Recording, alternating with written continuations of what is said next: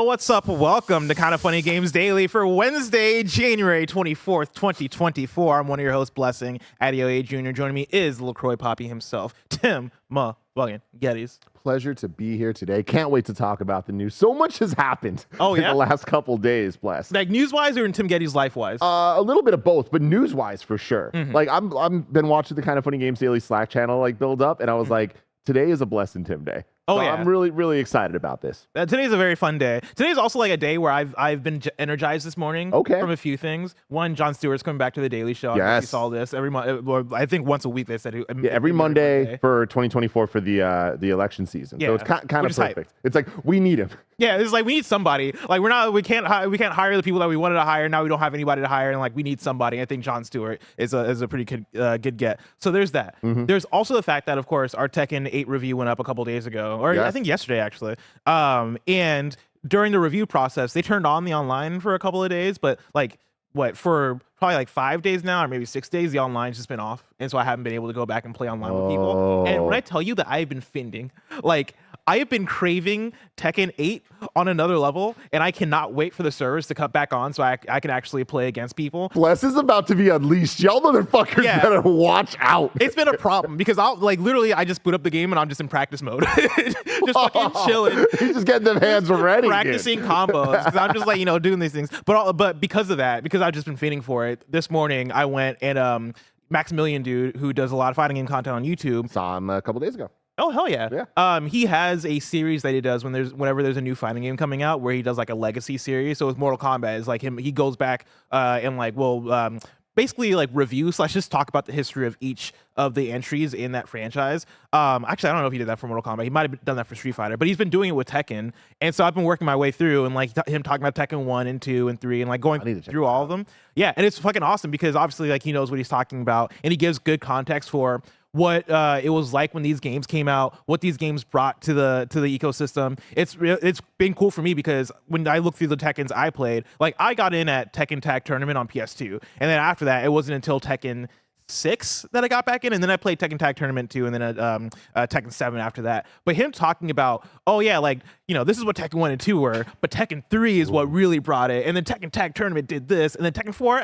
people didn't love Tekken 4, but Tekken 5, that's probably the best one. Him going through all of them has been such like a good, all right, cool. Like it's gearing me up and getting me, I guess, rehyped again for this game that I've been playing already for like the last few weeks. I love video games are magic that could happen because like I go through those bouts too where it's like you're so in on one game, like obsessed with something, and then you just want to know every single thing about it. And you start going back, looking at the history and legacy, and then a new game comes along and you get to do that all over. It's like it's just absolutely wild. Like it's also the thing of when I played Tekken Tag Tournament, I was young. I forget how old I was, right? But like I didn't know what the scope of Tekken was. I didn't know what the conversation. I wasn't super online when I was playing Tekken Tag Tournament, so I was very much like, oh yeah, it's a good looking fighting game that I'm playing, and I enjoyed it, and that got me into the franchise. But yeah, hearing other people talk about it and give context to, oh yeah, no, like this was a game that was a fantastic looking game at the time because it was probably around launch PS2. PS2 launch, yeah. And I do remember when I first picked it up, the opening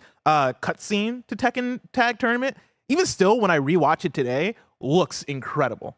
And that's something that I was like, shout out to Tekken Tag Tournament, but also, shout out to like reliving these things that you didn't have the context for back in the day. Or even if you did, like I'm obsessed with Prince of Persia Lost Crown right now, but that got me back in the Prince mood. I've been watching so many YouTube retrospectives on the Sands of Time trilogy, and then also just going back to the classic games, and like it's just really rad that there's awesome creators out there that can like continue our love for video games in so many different ways. Like right now, Barrett's brought it up, the video of the Tekken Tag Tournament opening. This is a launch PS2 game. Yeah, man. Like imagine playing fucking, I don't know, Brave Fencer Musashi, and then you pick up the next console and you look at this. Well, dude, again, you probably know this because you watch those videos, but like this was a different era. This was the era of arcades. Yeah. Like arcades were more powerful than home consoles, and so they were able to do this. And also arcades were booming, so there was budget being put into it. These were spectacle things. They wanted these videos to like grab people's eyes in the arcade to be like, oh, we got to go play this thing, right? So yeah, very, very different time. But shout out to them, man. Tekken's been going hard since day one. Tim, Enough about all that. Let's talk about today's stories, which include Until Dawn could come to PS5, Palworld's roadmap, and more, because this is Kinda Funny Games Daily. Each and every weekday, we run you through the nerdy news you need to know about live on YouTube, Twitch, and podcast services around the globe. If you love what we do, please support us with the Kinda Funny membership on Patreon or YouTube to get all of our shows ad-free, watch us record them live, and get a daily exclusive show. For a chance to be a part of the show, submit your thoughts and opinions as YouTube Super Chats as we go. Housekeeping for you. We've teamed up with the Indie Exchange for the Ultimate Spring Game Showcase. The game submission deadline for the Mix/KF Spring Showcase is February 2nd. Head over to kindoffunny.com/spring showcase to get your game submitted. And then our January Kinda Funny happy hour is going down today at 3 p.m. Patreon members at the $25 level can call in, hang out with us, and chill for the afternoon. You can head over to patreon.com/kindafunny to check that out. It's going to be a blast. This is our first official Patreon Kinda Funny happy hour. So you can check out the preview that we did during Kinda Funny Day. It's on youtube.com/kindafunny right now, or the Kinda Funny podcast feed. You can check it out to get an idea of what the show is. But yeah, it'd be y'all calling in, us hanging out, like just having a fun little happy hour. So it's like, it'd be a blast. Like love and sex stuff with more stuff that isn't just love and sex. Exactly. It's anything. It's just anything. It's just stuff. Thank you to our Patreon producer, Delaney Twining. Terry brought to you by the Kinda Funny membership, but we'll tell you about that later. For now, let's begin with what is, and forever will be, the Roper Report. It's time for some news. We have 6 stories today. A baker's dozen. Starting with our number 1. Until Dawn, PS5, and PC ports are reportedly in the works. This is Taylor Lyles at IGN. It appears another popular PS4 game is making its way onto modern platforms, as Deal Lab's reputable reporter Bill Bielkun says that Supermassive's 2015 horror game Until Dawn is getting ported to PC and PS5. According to Bill Bielkun, an announcement for Until Dawn's PC and PS5 version will take place within 15 days. Wow. That sounds ominous. With this enhanced version apparently in development for at least a year, not many details were shared outside the obvious, that these newer versions will provide improvements to graphics and performance. IGN has asked Sony for comment. As Digital Foundry pointed out, Until Dawn's PS4 release, while visually stunning, had some unusual performance levels, noting that the biggest drawback to the game was its frame rate and the lack of it being locked to 30 FPS. Digital Foundry's report notes that the frame rates in Until Dawn varied, dropping to as low as 20 FPS or reaching as high as 40 FPS in rare instances. Tim, I assume you played Until Dawn back in the day. This was one of the like OG day Kinda Funny things. I think it was our first Extra Life that we did. Me and Nick played through. Yeah, because 2015 I think is when this game came out, and it's that when Taylor talks about the frame rate here, right, referencing Digital Foundry. It's so funny because like so much time has passed that I would not have remembered that the frame rate was bad. But as she mentions it in her article, I'm like, maybe I guess I feel like I don't remember. I feel like that could have been a thing when I was playing Until Dawn. But this is interesting. It's awesome, I think. Like, I mean, Until Dawn obviously is a great game. It's a classic at this point, and I feel like it's the type of thing that can only be better served being available to more people, right? Like, Until Dawn hits.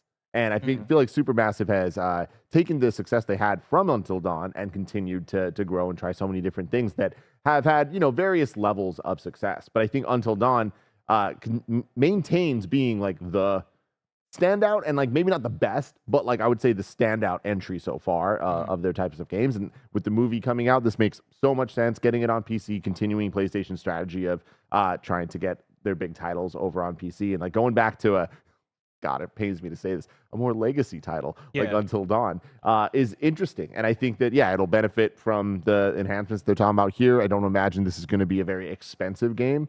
We'll see what the price ends up being. I wonder, is this the kind of thing where you do a director's cut type situation and you go in, you either add new content or new endings or new choices? Maybe. I don't think so. Because I think that could be really cool. I mean, again, Taylor mentions like the frame rate stuff that can be improved. Obviously, like when you're porting something from the PS4 2015 game, especially from the PS4, like you can make all the different improvements, right? You can add DualSense functionality. You can maybe do like ray tracing stuff or any of the stuff that comes with the power of the current generation. DualSense? Yeah, like there's stuff that you can do there, but after this Last of Us 2 scenario where everybody got upset over the Last of Us 2 being ported, it makes me wonder how, like, what can you do to a game that came out last gen to make people happy? And I know for some people it might be apples and oranges because it is 2015 versus 2020, but also it's still a thing also of you could play Until Dawn on PS5 already if you want to. Yeah. And so it makes me wonder, what is the thing that's going to actually get people to spend the money? I mean, I feel like it's all right here, right? It used to dip as low as 20 frames per second. Nah. We can't be doing that, especially for like a game like this that is supposed to be like immersive and visually stunning. You know what I mean? I remember when Until Dawn, when we first played it, it was like, look at these faces. That's wild. You know? Yeah. Nowadays, game faces, like, we expect them to look amazing, right? So I think that any type of updates, like visual updates that game can get, are really just going to benefit it. Like, I'm firmly in the camp, and I know that this might not be the most popular opinion in terms of people that vocalize their opinions on the internet about video games, but it's like a lot of these director's cuts and ports and all that stuff, I'm all about it. If you don't want to buy it, don't fucking buy it. Like, I like the visual enhancements. I feel like they're not always the most necessary thing. Seeing the screenshots of Last of Us 2 compared to the PS4 one, it's a little ridiculous. But you don't need to buy it. That's totally fine. I also enjoy the fact that it has DualSense support and all that, and I am thrilled at playing through Last of Us Part 2 so far. And so I'm like, I'm happy. I'm happy this exists. And I haven't even touched no return mode yet. Yeah, I think my thing for me as somebody who I also played through Until Dawn, really enjoyed Until Dawn. I don't really have the craving to go back and replay Until Dawn. And even if I did, right, like, I guess if you're going to go back and remaster it, unless it looks substantially better, I find it hard for me to want to, I guess if they charge $30 for it, let's say, I find it hard to justify like the $30 for me personally, right? Of, oh yeah, $30 for a slightly enhanced version for the visuals or for the DualSense features or whatever. When, like, I'm sure you can also do a lot of these same things with a patch, or I guess I could just go back and play the original game. There's something to be said though about a marketing push and like about like putting money behind a new title, a new version, and like bringing attention to something like Until Dawn, especially with Until Dawn originally coming out kind of in the dawn of the real streamer era, right? Yeah. Of Until Dawn, I really would credit as, in the same way we talk about like Minecraft changing the game in terms of where people are playing games and how games are being played and what games are being used for, more of like a social hangout spot that then of course evolved into Fortnite and things like that. Roblox and all of those. Until Dawn was really like this Twitch moment where it's like, oh, all of a sudden, more people understood why you'd want to watch someone play a game than ever before. I feel like up until then, and to this day, people are like, why would I want to watch someone play a video game? Until Dawn was like that perfect example of like, there's so many different choices you can make that actually affect the story. You kind of want to see all the different permutations, and your experience playing is going to be different than other people's, and you kind of want to see the different versions of it, or you want to see the pop-off moments, the scary moments or whatever that you experienced. You want to see someone else experience, you know? Yeah. So I just think that there's a lot of value there, and I think that market has only grown. So, but do you think those people haven't already played or seen Until Dawn? I feel like Until Dawn was such a breakout success in terms of the kind of game that it is. And to your point, yeah, like kind of made that more of a thing of, oh yeah, let's all watch this person play through these things, see what characters live, see what characters die.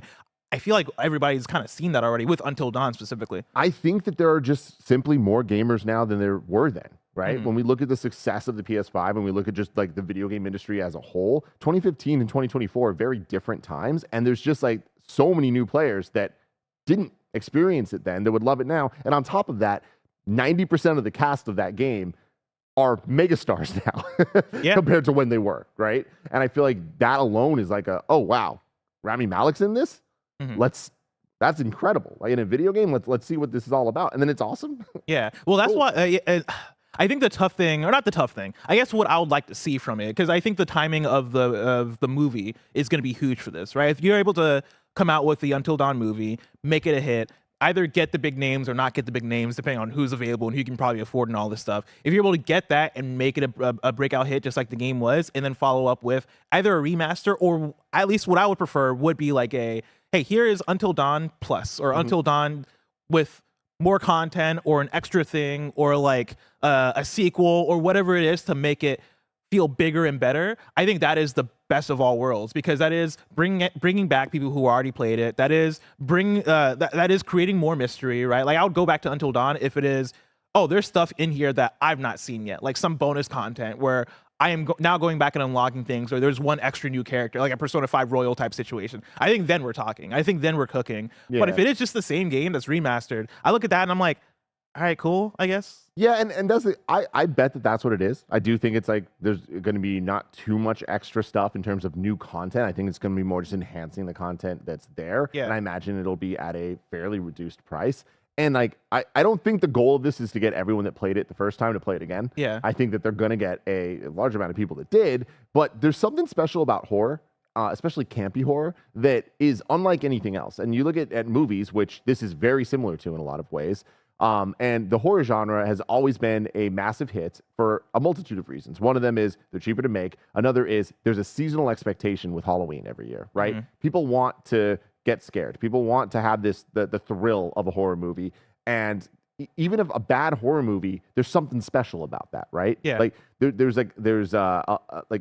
a cultural understanding of why horror movies exist and this need and desire for them. And I feel like there's those cult classic horror movies that people just watch every year because it's October, right? Mm-hmm. I think Until Dawn could be that type of game for people.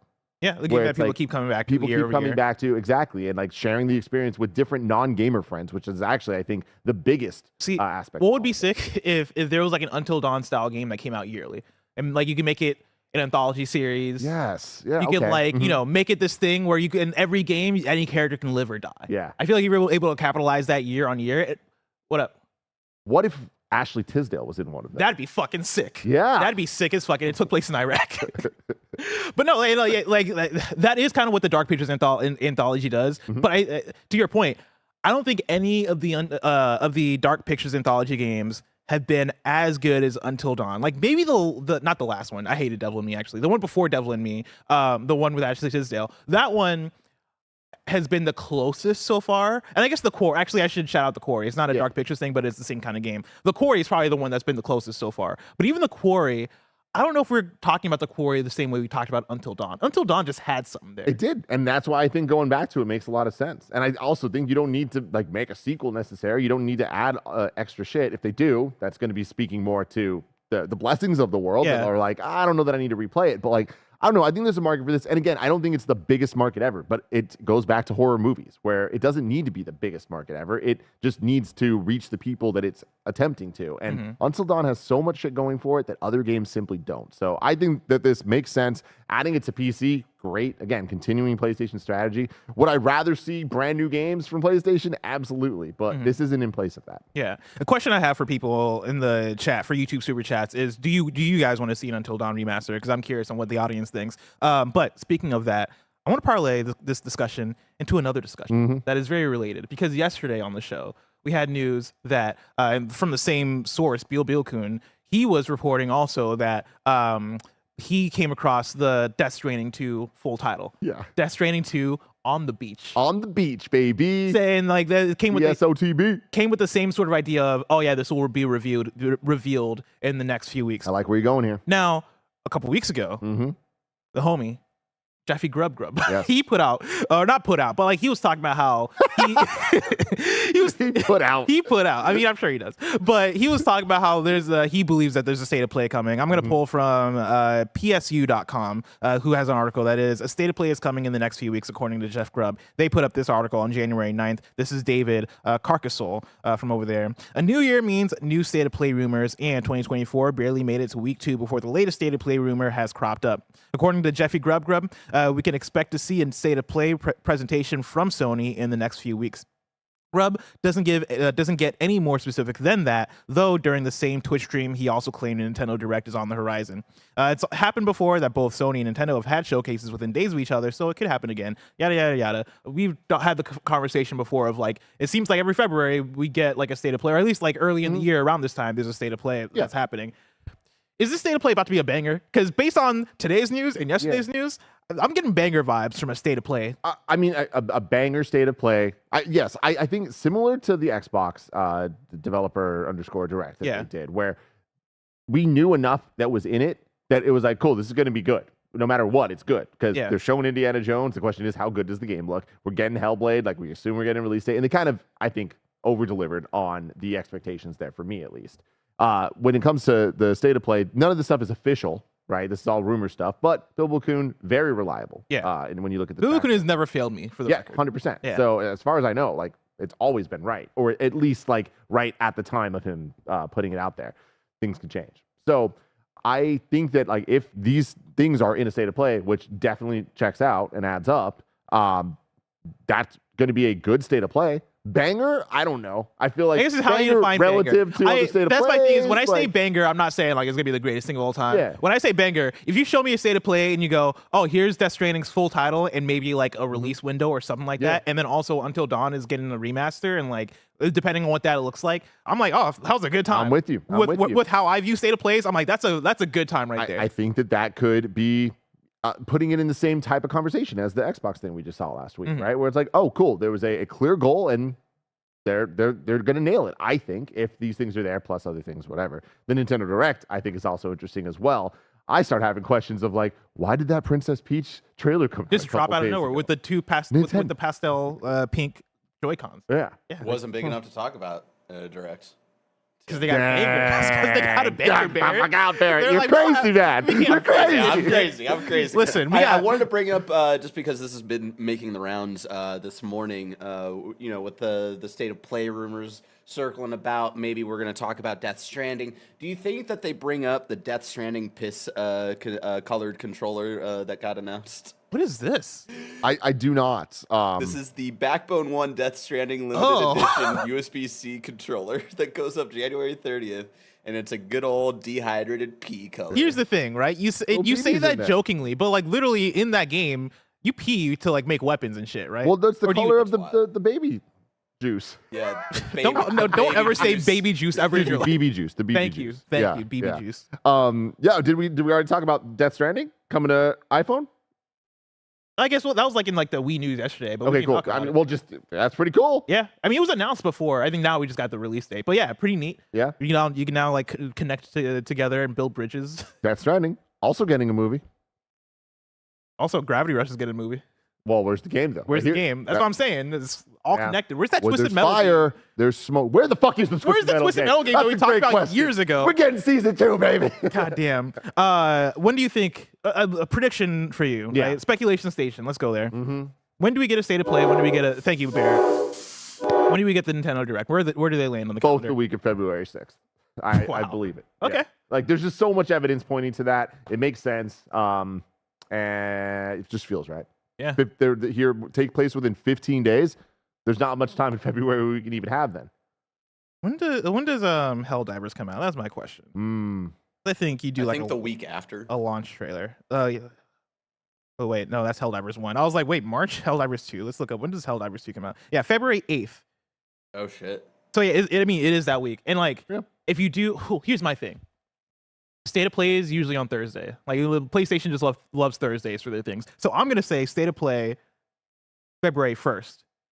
Nintendo Direct the week after. That way you have like a full week between your state of play and Helldivers to then come out and talk about it. And then you can also talk about Foam Stars and Suicide Squad and these other games that come out around that time. See, I'm with Timmy on the week of the 6th, and I would make the prediction that it might be on the 8th. Because I think like Helldivers 2, realistically, outside of the Greg Millers of the world, how many people have their eyes on that? Yeah. And I think the best way to kind of get that into the hands of the people is like, look at this game, look at how cool it is. You can play it today, kind of thing. So interesting. Josh Tola Rule says last year they did it on the same day, didn't they? I think that's right. Same day last year. State of play and direct. Remember, there was a day that that was like last fall, I think. Oh, yeah, that wasn't the February one? Yeah, I know. I'll look it up. Corey Pichu says, I'm with Bless on this, the first, so they can push Foam Stars. Well, yeah, because Foam Stars comes out that Tuesday, I believe. That's so interesting. Yeah. Plus. The reality is, though, state of plays have proven to us that like there is no rhyme or reason when it comes to how are they going to promote games that are coming out around it. Will they mention Suicide Squad? Will they not at all? Yeah.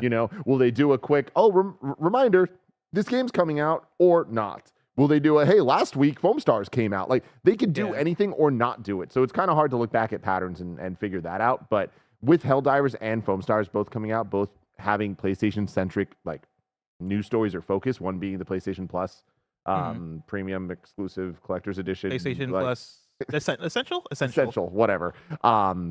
Being there, and then obviously Helldivers being exclusive and a PlayStation title. They got a lot to talk about in terms of here's what's out now. third-party stuff surrounding it. Obviously, Suicide Squad has had a lot of marketing push with PlayStation in the past, even in State of Plays. So that could make sense. But then we're starting to add up things here. Until Dawn, PC port plus PS5 version, Death Stranding 2 on the beach. On the beach. Come on. What are we doing anymore? Kojima, man. Let's put it on the beach. Is that what we're doing? They're doing an anime beach episode, bless. Oh my God. That's hilarious. Princess Beach. God. I looked back at our calendar from February 2023 because we usually put like, oh, there's a direct just got announced. Let's shift around all of the stuff. The Nintendo Direct last year was on February 8th. The PlayStation State of Play was February 23rd. My brother's birthday. Interesting. Yep. Interesting. It is interesting. Yeah, I mean, whatever. We're getting a Direct. We're getting a State of Play in February. Mark it down, everybody. Mark it down. Exciting time. I'd say get hyped, but like I don't know if it's really get hype worthy. But like, no, we're gonna get 15 more Horsemen from Nintendo. I'm excited. Let's go for the Horsemen again. Like what? Princess Peach trailer wasn't big enough to put into a Direct coming out. I'm just saying they're gonna announce F-Zero GX remake or whatever weird niche thing. They're gonna announce the weirdest things at the State of Play, and it's gonna be a delight. I can't wait. What weird Game Boy Advance game are they gonna? What was not Puyo? Oh, what's the fucking game? The Current something. Puyo Pop is the. Oh, wait, talking about the. I'm thinking of like the bar that circles. Yeah. Current. Chat will get there. Yeah. Or you're wrong. Let me know. But bless. There's multiple nights that I'll just be like laying in bed. I'm asleep, right? Laying there, and all of a sudden, like 1:37 a.m. Just wake up, and I remember there was a Nintendo Direct, but they announced a Super Mario RPG remake and Paper Mario 1000-Year Door remake. What fucking world are we living in? It's a wild world we live in. It's a wild world, everybody. Super wild world. God bless Nintendo when you're not making WNDs. Kurukururin is the game. Kurukururin. Yeah. When I tell you that literally in the back of class on my Android phone, my Android allegedly on an emulator for the Game Boy Advance in the back of class in high school, I would just be playing that Kurukururin, like just having a blast. I don't know how I learned about that game because no, we all did though. Yeah, it's one of those games that like for some reason because allegedly if I was I would have to download a ROM of that game and put it drag and drop it into my phone's files and then choose to play that game. I don't accidentally happen upon that game. Why was I playing it? Because that game was that era of games medias, like Greg Miller's Helldivers. Yeah. Or KindaFunny Sifu. You know what I mean? Okay. We're not going to do that. No, but that's what it is. People were obsessed with that game for some reason. I guess it's if you put in the same conversation as a Patapon, or even I guess a Puyo Puyo type situation. I think it was fun. That was a fun game. Oh, super fun game. Yeah, remake Kurukururin. Give it 3D models and 3D models and shit. I don't know what you do to this game. Add a new character like Mario. Add Dante from Devil May Cry series. I don't know. Have fun with it. Funky Kong. Oh man, if you want to have fun, let me tell you about patreon.com/kindafunny. Over on patreon.com/kindafunny and with the KindaFunny membership on YouTube, you can get the show ad free. And speaking of ads, let us tell you about our sponsors. KindaFunny turns 9 years old today. We could have made it 9 days without your support. That's why 2024 is all about doubling down on our shows and making it simpler than ever for you to get the most out of our content. Our revamped KindaFunny membership is your one-stop shop for all our amazing content, which now includes on a weekly basis the KindaFunny podcast, In Review, the KindaFunny Gamescast, P.S. I Love You XOXO, the KindaFunny Xcast, the brand new series KindaFunny Game Showdown.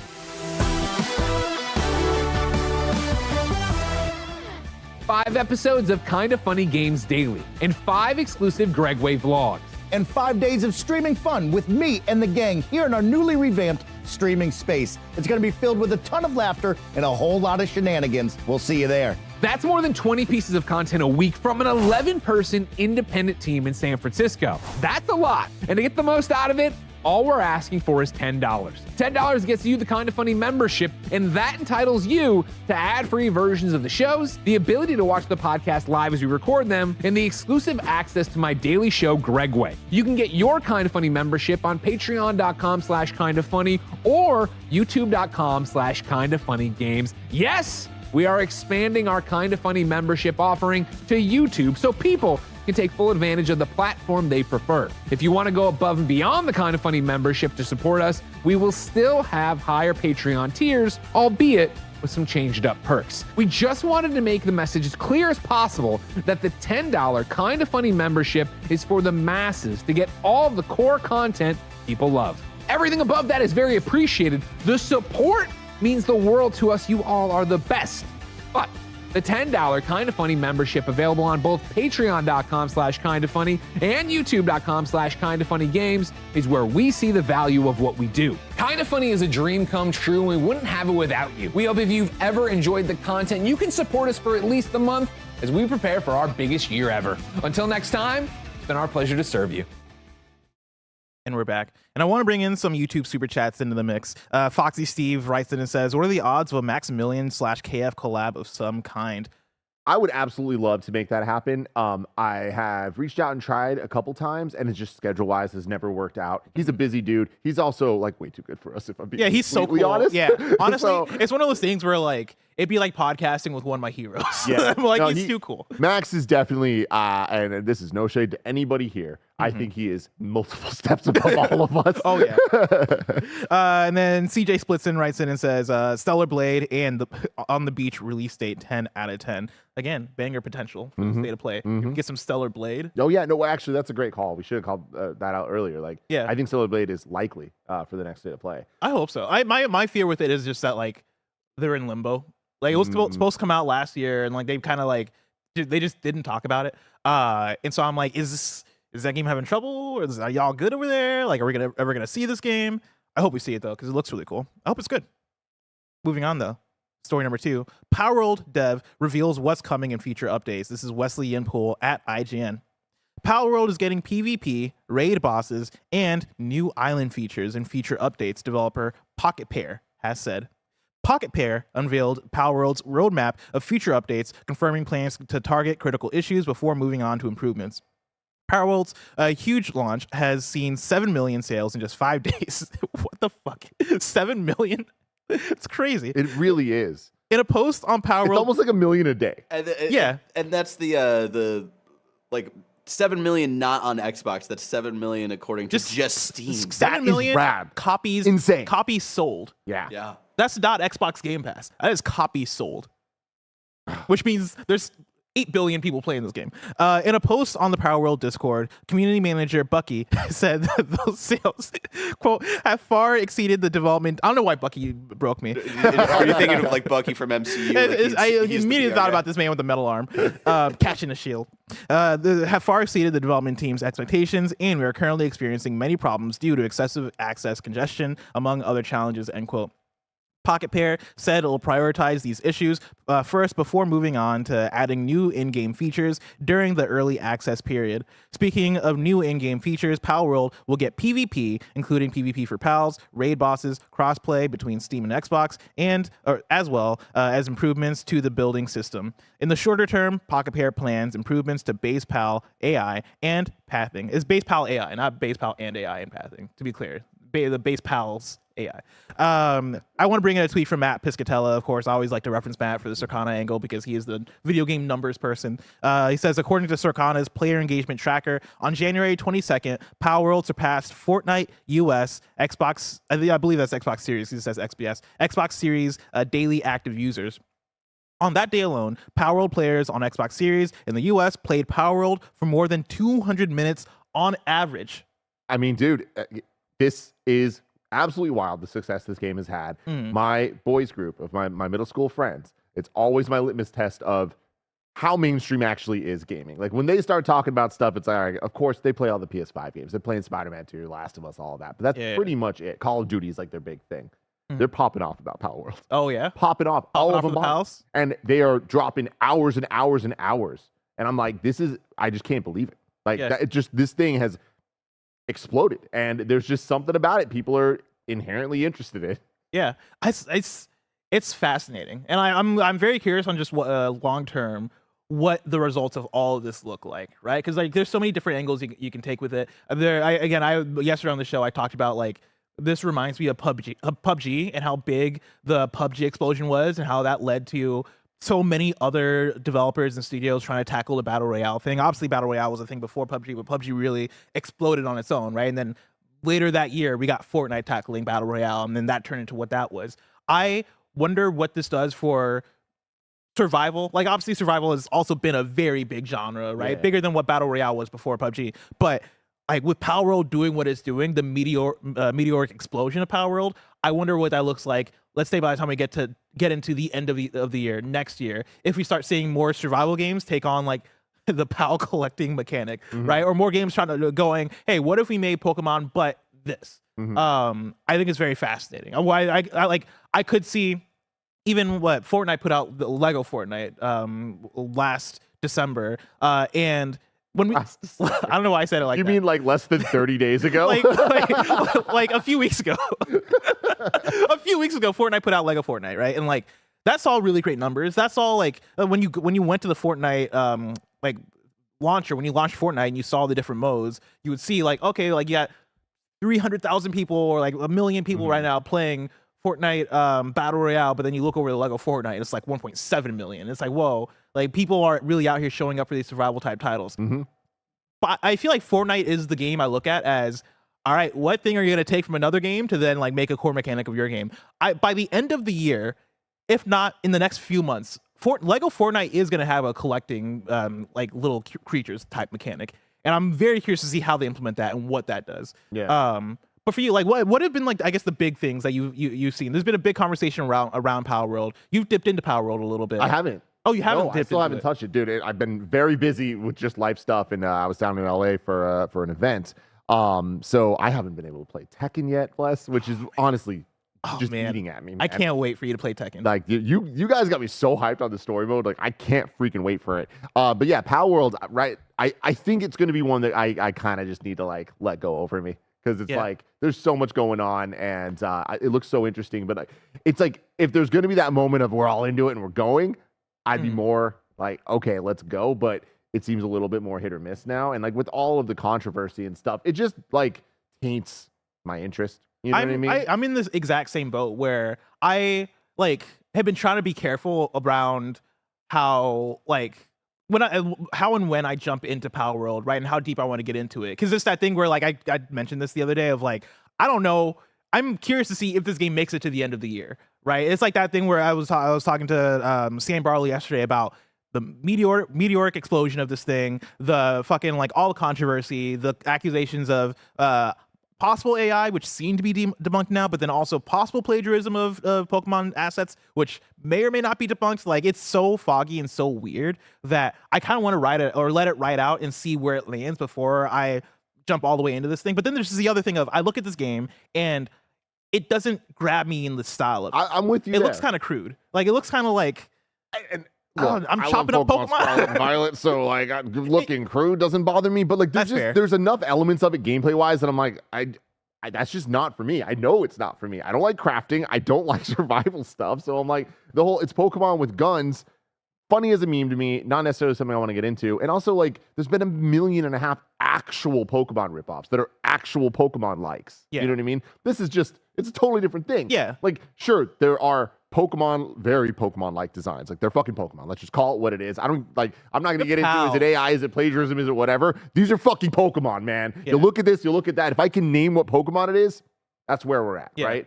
I saw an interesting thread recently, like comparing Pokemon and Digimon and Dragon Warrior and the design identity of each one of those, where it's like you could look at them and you're like, that's a Digimon, that's Dragon Warrior, that's Pokemon. Like it doesn't fucking matter which one they are. There's not going to be a confusion. People in the chat yesterday, Tim, were trying to bring up, well, like, Digimon just ripped off Pokemon. It's like, Digimon had a fucking jackrabbit with guns on his arms with fucking, like, jeans. Yeah. Like, I look at that, man, that's not a Pokemon. That's a fucking Digimon right there. But even ones that are a bit more Pokemon-like, like I saw somebody, like, really breaking down Agumon. And it's like, Agumon, Charmander. Even very similar. They're both just, like, fire-breathing lizards. Yeah. Right? Like, but they're not.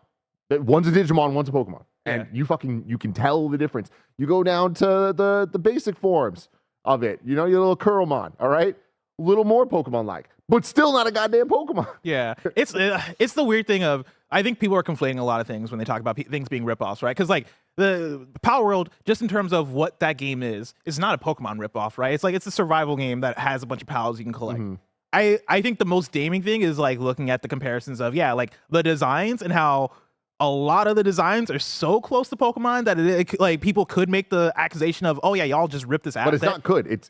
They are, and rightfully so. And again, I don't know the details of is it actually stolen. But what I can tell you is you'll look at the two of them and they're like, that could be a Pokemon. Yeah. Because it fucking is. And it's the weird balance of, I think there could be a case for parody, because obviously like they're not trying to be serious about being Pokemon, right? Like this is, the joke has been, oh, this is Pokemon with guns. Like they are trying to make a thing that's making fun of what Pokemon is. But yeah, at the same time, it's like there's a gray area there. Parody. I'll say it's parody. Like I think it's presenting itself as parody, but I think there's a thin line between, oh yeah, this is genuine parody, and well, like I can't parody something if I am taking the thing and then copying it, and then putting it out, and it's just taking it a little too seriously. Having said that, I was utterly shocked to, for the first time as an adult, watch Scream, and then watch Scary Movie, and then just be like, Scary Movie just did Scream. Yeah, there are scenes that they didn't even add anything, but when you just do the same thing around other scenes that are absurd, it makes it funnier and it makes it more absurd. And like there becomes a form of parody. I feel like Palworld takes itself too seriously as a game to be justified as parody. Does it though? Because like so. I mean, I'm not seeing enough. Something being funny doesn't make it parody. Sure, but I think it's self-aware about the fact that like obviously they're not saying that it's not Pokemon. Like they're not saying that they're not that these little pals aren't like obviously like they're going for a specific thing, but I also think the fact that it is, oh yeah, it's survival and you can kill them and you can essentially enslave these little creatures and it's violent and it's weird. Like I think they're very self-aware about it, but again, being self-aware doesn't necessarily mean that like you're not copying the thing. Like, and it's I'm of the mind of like, it's Nintendo's problem to figure out, not my problem. Like, if y'all's legal teams want to go after it, go for it. If y'all don't, then after a while, I'm gonna be like, all right, cool. I guess they're cool. I guess they made it. I guess. Yeah. Because like, there's nobody who's gonna be more on a thing like this than Nintendo's legal team, or Pokemon Company, or whoever you want to say is legal team. So like, I'm not here to cast judgment on that. I am here to go, all right, does this interest me or does it not? And I think for me, I look at this and I think it's more of a thing of maybe the survival game genre that kind of just gives the feeling of, okay, yeah, it's a bit jank, it's a bit like, you're kind of doing whatever, but I think that also just falls in line with a Rust or with like whatever other survival game you want to put out there. But yeah, I don't know. Like Palworld is just an enigma to me. I don't know how to judge this thing. I don't know how to look at this thing. Yeah, it's weird. I'm very interested in it, and I'm very interested in the success that it's had. And I'm hoping that a lot of the controversy stuff is not correct, right, at the end of the day. But we'll see. We're a long journey away. We got a couple super chats about this coming in here. Street Shadow says, is Palworld a positive example of live service, even with its controversy? Way too early to tell. Yeah. Like I feel like it potentially could be. Like, again, this is a fairly small team with a massive success. And we've seen this happen multiple times now, like even looking at things like Among Us, where out of nowhere, there's now 7 million people buying this game. Yeah. How many millions of people are playing this game, right? Yeah. And to be able to support that and maintain that longer than just week one of its existence, time will tell if it's a good example of live service. But I've also seen a lot of people on Twitter talking about how it's important to bring up there's no microtransactions in this game. I didn't know that. It's interesting. And that's huge, right? When you think about not only the amount of people playing this game for the price that it's at, it's like I think there is a positive example there, right? Of like these games don't need to be nickel and diming you. Yeah. Again, I mean, I think that inherently kind of makes it not a live service game if there's not any microtransactions. I guess they have a roadmap which kind of leans the other way, but but it makes it not free to play. Yeah. That it's still a live service game, right? Because like it's. I mean, how do you define a live service game? Now we're getting into a new conversation. Yeah, no, you're right. But it has a roadmap, right? And so I guess like maybe you could put it in there. And to that extent, I think the fact that they put out a roadmap, and I've seen them be very communicative online. Like they're making statements. They're out there like talking about stuff. The fact that they're like, hey, we're working on these fixes. We're working on crossplay, PvP, raid bosses. Like this is what you want this kind of game to be doing. That, and then also like. It goes back to what I was talking about yesterday with Sam Barlow. the fact that this game is at the place where they've sold 7 million, and they probably were not expecting that, and they have to figure out how to cater to these 7 million people that are now playing their game and probably dealing with server issues and a bunch of shit. Like, that's a lot of shit to juggle, let alone what 50,000 bug reports or whatever that they had to sift through.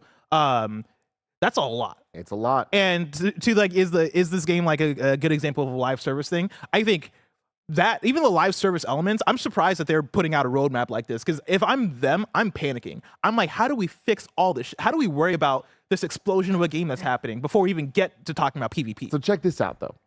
Man, I really I should have saved this because I want to credit them. I saw a Twitter thread this morning that like really resonated with me. And I'm gonna try to find it later because it was awesome. But it was just kind of putting out there like, how interesting is it that with Gen Z and their rise in gaming, that there's like a weird interest in jank, and there's an acceptance of not even quite good enough.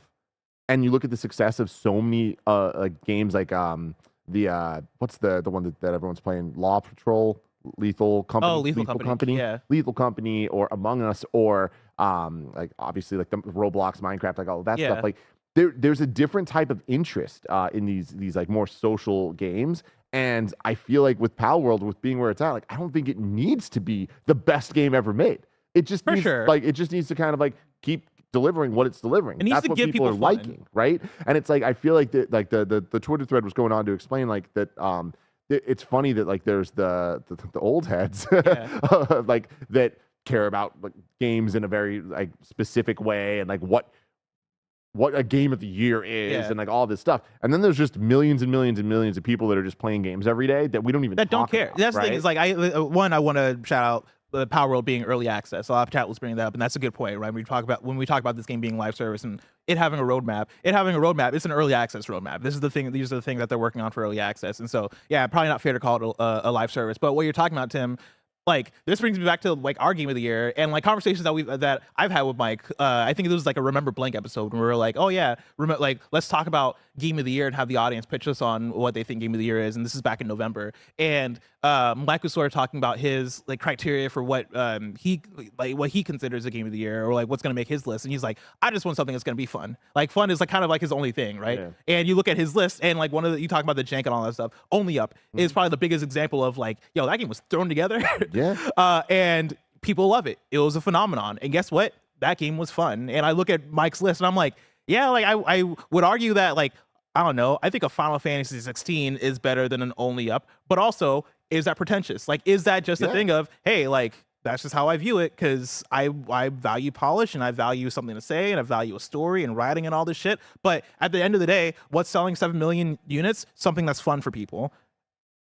And what, like, I don't know what to do with and both can exist, and gamers could like both. Yeah. I really enjoyed my time with Only Up. It didn't make my top 10 last year. Yeah. But I do think it could have made my top 10 in some years.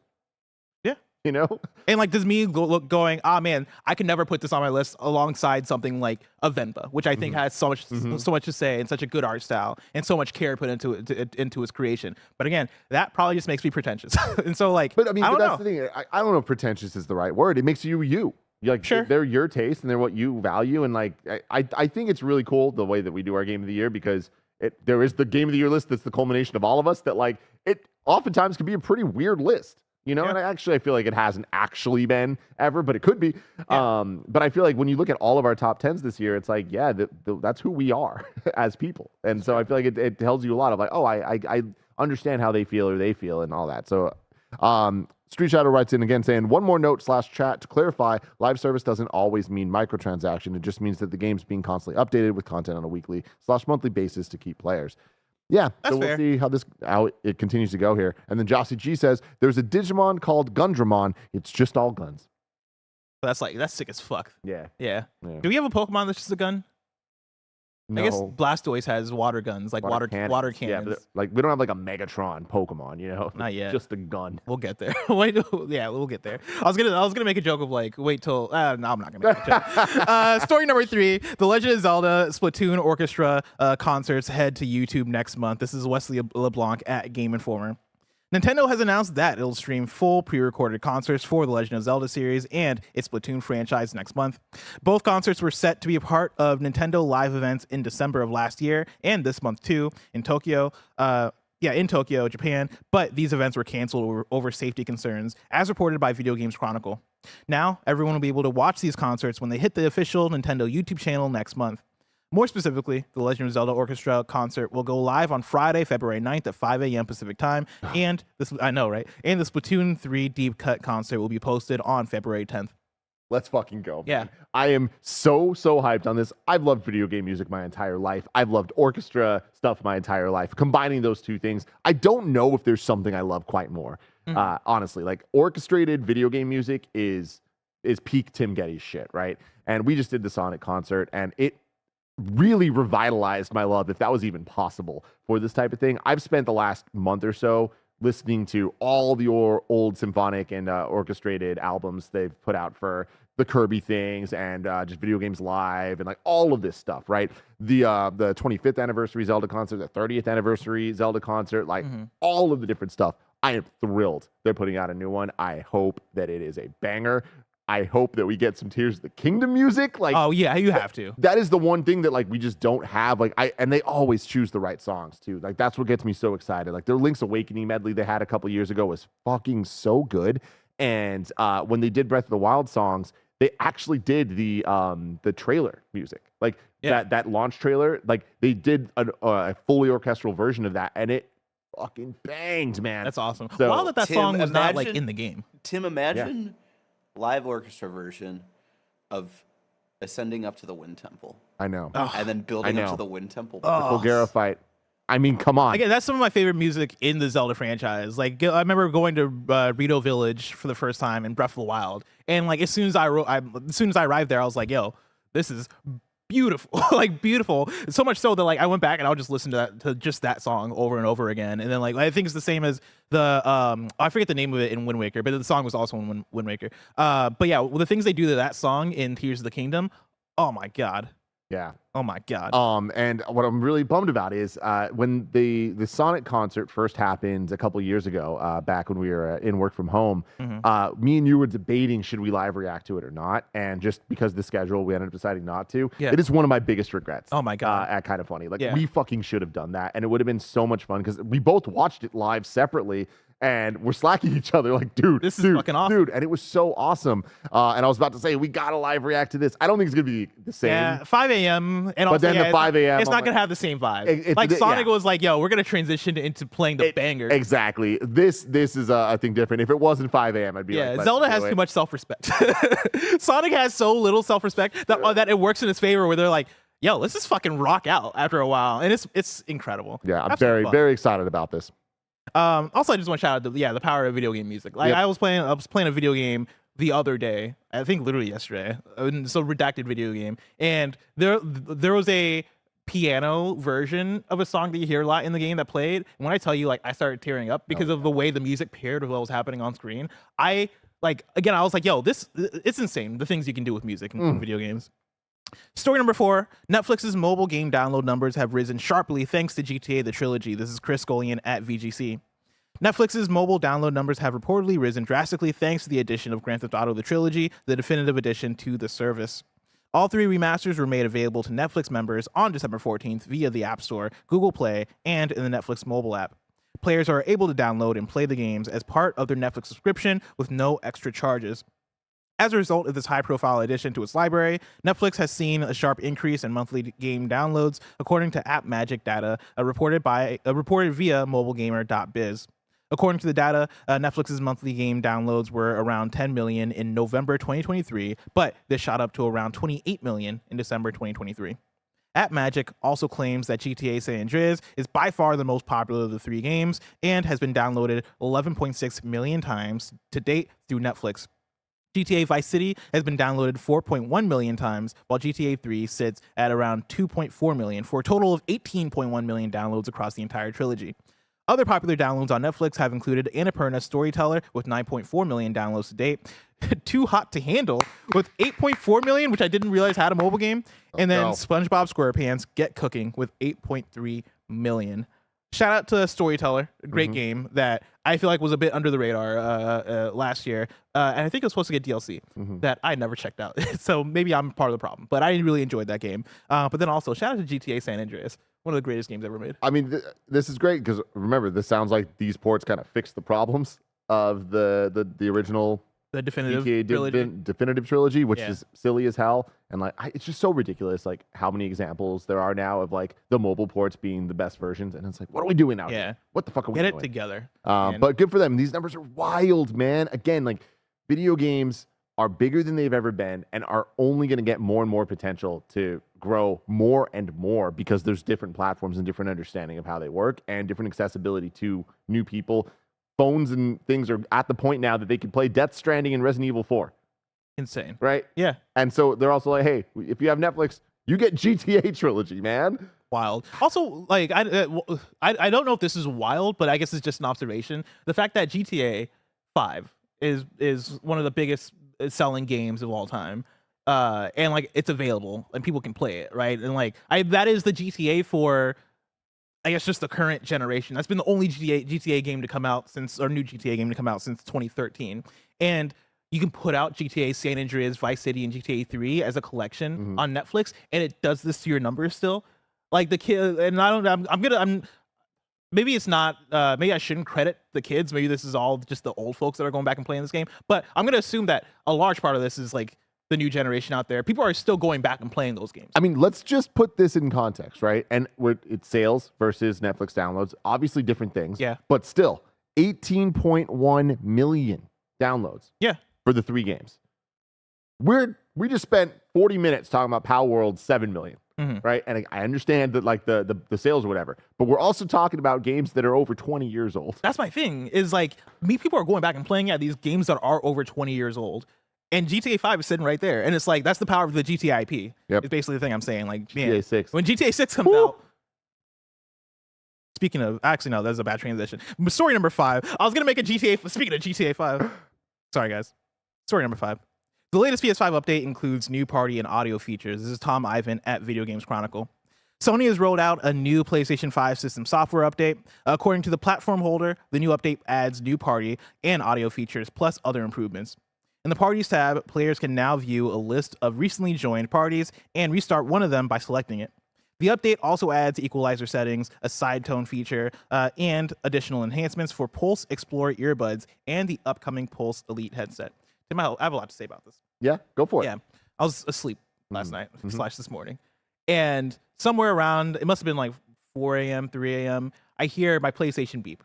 You know, a little beep, beep. Yeah. And it's whenever that happens in the middle of the night, I'm like, oh no, it's about to happen. I hear the PlayStation beep, and I'm like, of course you're gonna update in the middle of the night. The most like the worst time to do this, because guess what happens? My monitors fucking turn on, because as soon as I turn on my PS5, the monitor turns on, and it flashes the brightest light of all time in my dark room directly to my face as I'm sleeping, and it wakes me up. And like, can we not? Can we not? It's the worst. Turn the console off. Don't put it in rest mode. Just turn it off. Every time? Like, no, I'm not gonna turn. Do you turn your console off all the way every time? Yeah. But what about automatic updates? What about like you're halfway through a thing? And here's the thing: it'll update when I fucking turn it back on, man. You don't want that. No. Then you have to wait to play games. Because also, like, what if I don't want to lose my progress in the thing that I'm playing? Like, I want to save the game and then fucking turn it off. And then you turn off the console. No, because then I'm wasting a bunch of time. And then when you turn the console on and you got an update, like maybe a system software, or maybe a game needs to get updated, you go and like you that's when you figure out your snack situation for your game time. Wild. No, I'm trying to save as much time. I got to get directly into the game. My PS2, I feel like my household was the only people I knew that actually turned it off with the thing on the back. I used to do that. Oh, yeah? Okay, yeah, good. I used to directly, and like people would get mad at me when they learn. I was like, what? Why not just turn it off? Feels right. Yeah, I don't know. But anyway, that's my first thing. Is this a me problem? Probably. You know, there's probably a setting. No, that's a real thing. There's many things you could do to. Yeah, no, there's so many things I could probably just go into my settings, and I'm sure like turn off like the automatic PlayStation update, or just change your TV settings. But I want my monitor. That's the thing. Every other time, I want my monitor to automatically turn on when I'm using my PS5. Yeah, that's fair. That was the thing I was going to suggest as well. Yeah, I like it. It's just when it's in the middle of the night, and then my PlayStation's like, oh, it's the deepest time of night. Let's update for some reason, and then it turns everything on. That beep and now is triggering though. Yeah. Barrett, can you look up iCarly light flash? Oh, yeah. You're looking like Ben Starr out here. It's the funniest scene of iCarly of all time. And it's like, it's Miranda Cosgrove walks into a room and a light flashes in her face, and it's the funniest shit ever. But that's me. That's how I look whenever my PlayStation 5 decides to update. That's first and foremost. Secondly, I talk about my PlayStation Explorer, or my PlayStation Pulse Explorers a lot. These are my portable earbuds, Bluetooth. They're great. I use them all the time. This is the scene. It's fucking great. It's even better with sound. So go check that out with sound, everybody. It's great, he says. Will your mom be there? Yeah. Let's study at my place. Good call. Later. Bye. Like, come on, bro. Like, come on. When you watch a lot of Nickelodeon and you see that scene, you're like, this is a peak of comedy. Because guess what? I watched that after watching Zoe 101. And I was like, okay, this is Zoe 101 shit. Ain't shit. But then I saw that scene of Carly, and I was like, this is peak comedy. All right? Fucking Daniel Tosh. You're right. And honestly, the YouTube edit of like cutting right in the middle of the screen. That's gold. Fucking good. Oh my fucking God. good. Anyway, what was I talking about? The elites. My Explorers. PlayStation Pulse Explorers. I've been having a lot of issues with these things, with my PlayStation specifically. Like, they'll disconnect and reconnect often. Sound will just cut off in one ear, and like I'll be pressing the button to try and reconnect, and nothing will happen. And I don't know what's up with these things. And so I'm really hoping that some of these enhancements are improving those. Like, they just kind of give like, oh yeah, we're doing additional enhancements for the Pulse Explorers. I really hope they're fixing a lot of that stuff, because like, you know, I'm using these at like it's the most infancy of their like hardware updates, right? Like, I'm getting these things at launch, and so of course there's gonna be issues, but yeah, I'm having a lot of issues currently, and so yeah, I am very excited about the Pulse Elite coming out. I hope that it's great. Their partnership with Odyssey gets me, not partnership, acquisition of them makes me really excited for the audio quality of PlayStation going forward. I've liked the Pulse Explorer; they're not my preferred earbuds, but pretty good so far. But my biggest problem with PlayStation audio is anytime the Bluetooth's just not great on PlayStation. Yeah. Like, when you plug even a headset into the DualSense, like, you need great line of sight. You need to be closer, or else it does that weird like cracky like disconnect thing. Yeah. And I'm like, we need to get past this, because like maybe it bothers me more than most people. I'm sure it does, but like it pisses me off. I think I don't like. I need to troubleshoot. I need to just get Kevin over and be like, yo, Kevin, figure this shit out for me, because I think part of it might also be the way I have my desk set up. Like, I have my PS5 essentially sitting on the other side of my PC. And so, like, I don't know if it's my PC blocking my PS5 or some, like, weird shit with all the tech I have going on. Because, yeah, like, my DualSense, there'll be, like, just every now and then where I'm moving a character, and that character will just keep on moving even though I'm not pushing the thing anymore. And, like, I know it's not drift. I don't think it's drift, because I've had this across multiple DualSenses. Interesting. Yeah. I haven't had DualSense issues. I've only had audio issues. I've had both. And like literally the other day, my DualSense just straight up like just disconnected from the console completely, just out of nowhere. Wow. I've never seen that before. I had that recently. It was really scary, where it was right when I turned on the PS5, and like I used it to turn on the PS5, and then when I got to like putting in my code to log into my account, the controller just like disconnected, but it was like doing a really quick blue flashing light. I was like, what the fuck happened to this controller? It was really scary. The blue flashing light usually means syncing with like for other Bluetooth things. Like when I use my DualSense on my Switch, you like, I have to like tap my little 8BitDo thing, and then if you hold the option, or not options button, the share button and the PlayStation button for like even just 1 second, it goes into pairing mode, and then it blinks blue. So you might have accidentally done that or something. But interesting. Interesting. I didn't know that you were using your DualSense to play on the Switch. That's fucking insane. DualSense Elite, baby, or whatever it's called. No, is that what it's called? Edge. DualSense Edge. Edge, yeah. I'd be edging, dude. Edging on PS5, edging on Switch. Love that for you. I'm like reading chat because people were saying like what the Pulse connect to the PS5 via Wi-Fi. Is that true? Well, so it's the new PlayStation Link, right? Which uses Wi-Fi and stuff. Yeah, so it might be a Wi-Fi thing. I mean, if it's a Wi-Fi thing, then for sure that's what the issue is. 'Cause my Wi-Fi sucks at home. So thank you for that, chat, because now I know what to fix. Because I did not realize it uses Wi-Fi. I'm very interested in PlayStation Link. In theory, it should solve all these issues. It has not yet. Yeah. So I'm hoping these updates do that. We're getting closer though. Tim, we just talked about a lot of big old colossal So news. big. The news is just so fucking big. But if I wanted to talk about something smaller, say the tiniest news of the day, where would I go? You go to our last story, the Wii News channel, where we cover all the small news items you need to know about. Story number 6. It's time for some Wii news. Nintendo of America tweeted out yesterday, for 5 days starting January 25th, new spirits such as Zagreus from Hades, spirits from WBSC eBaseball Power Pros, and more will appear in Smash Bros. Ultimate Spirit Board. It's the game you like, Bless. Which is insulting. The fact that they say "and more," and the "and more" is referring to 13 Sentinels Aegis Rim. Put some They're respect in the on thumbname, and they didn't even bother to put them in. Like That's they wild. mentioned the fucking e-baseball game. That's a lot of text. I mean, yeah, they did. Just They say did 13 say Sentinels. WBSC eBaseball Power Pros. Yeah, They okay, listed out you're the right. entire e-baseball game, but don't put respect on 13 Sentinels' name. Put some respect on it. I do also love they don't even say Hades. They just say Zagreus. Like the character has enough They're like, star power. for sure. Yeah. But Fuck yeah, man. More this is all- spirits, baby. I Let's love go. this. I really want to see what's because with these, it's been such a long time since I've played Ultimate. You're fighting like battles based on these characters, right? Yeah. Oh hell yeah! It's super cool. Now, here's the thing, Bless. Before we went live, I was telling you I'm excited we're doing the show today because it feels like a very us day. Yesterday, you know how like when something happens that is like slightly related to Bless's interests, Yeah. like all the best friends out there tweet at you and you just get tweeted with the thing. Yep. The last couple days for me have just been insane. Yeah. Nintendo Spirits, a Zelda Orchestra, and Advent Children coming to U.S. theaters, baby. Wild. Moving on, Koji Kondo, the critically acclaimed Nintendo composer and sound director, has been selected as Hall of Fame inductee at the 27th DICE Awards. Hell yeah. Let's go. Speaking of Nintendo is shutting down the online servers for the Nintendo 3DS and Wii U on April 8th, 2024. Things you own, as far as I could tell, if you already own it, you can download it still. That sounds about right. I mean, online servers makes me think like it's just online play. Yeah. I don't know how that affects the stores. Splatoon 3 Side Order DLC launches February 22nd.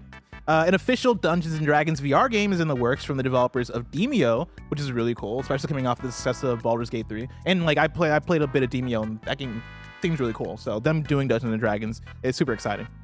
And then Xbox has announced a new Indie Select program where they highlight cool indie games every month. And then finally, Final Fantasy VII Advent Children Complete is coming to the theaters nationwide. You can join, this is from the Twitter of Final Fantasy VII. They say, join us to watch an exclusive interview with Yoshinori Katase, Tetsuya Nomura, and Naoki Hamaguchi. And then, tickets are available if you go over to their Twitter. But the theaters, it's in theaters for 2 days only, February 21st dubbed, and then February 22nd subbed.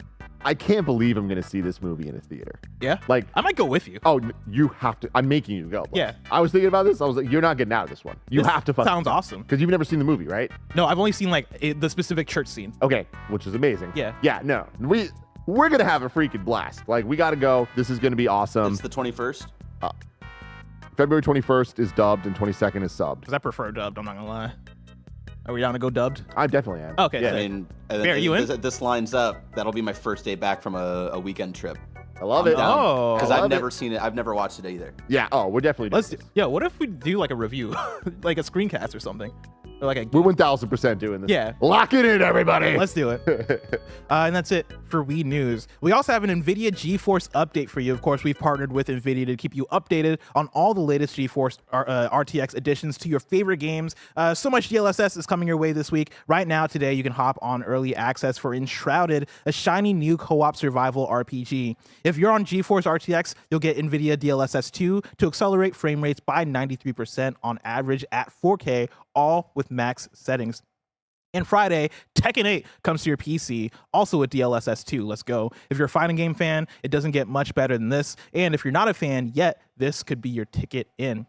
DLSS 3 with AI-powered frame generation means Friday's launch of Like a Dragon Infinite Wealth will give you unprecedented power paired with great-looking graphics. And is there a better way to enjoy DLSS than one of the new RTX Super GPUs? This week, you'll be able to nab a new RTX 4070 Ti Super, which is really nice. Which is a really nice upgrade for anyone on a previous generation GeForce card. With the launch, there is also a new NVIDIA Studio driver, which provides a nice little bonus for anyone with an RTX card. It's RTX Video HDR. Basically, if you pair your RTX card with an HDR monitor or TV, you can now automatically convert and upscale any live stream video to HDR with amazingly improved details and sharpness. It reverses details lost to video compression and allows you to experience just about any video in full HDR, even if it was an HDR video to start with. And it's free. If you're watching Kinda Funny Games Daily on an RTX GPU and an HDR monitor, we want to hear about how good it looks. That's awesome, man. I'm so impressed with the tech of the AI upscaling to HDR and stuff. Like we're at a turning point where it's really good.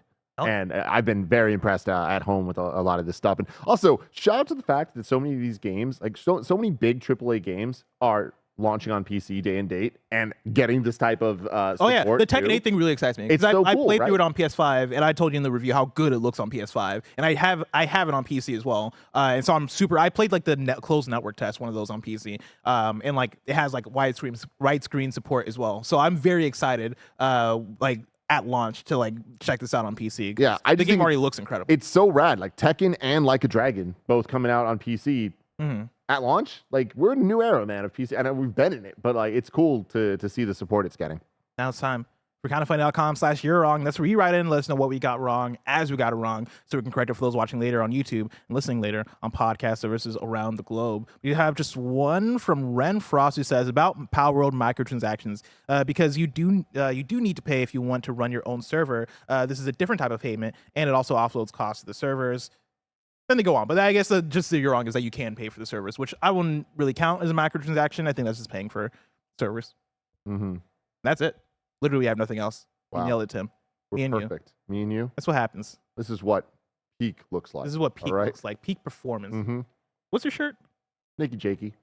Oh, I've seen you Rom-com. wear this before. Yeah, Album. love Dope. that for you. I love it too. Yeah, I'm rocking Tekken 8 I love it. and Devolver Digital. All right, Hell and I'm yeah, repping dude. whatever brand Hell will send yeah. me some merch. Of course, this has been Kinda Funny Games Daily. Each and every weekday, we run you through the nerdy news you need to know about live on YouTube, Twitch, and podcast services around the globe. If you love what we do, please support us with the Kinda Funny membership on Patreon or YouTube to get all our shows ad-free, watch us record them live, and get a daily exclusive show. Until next time, Game Daily.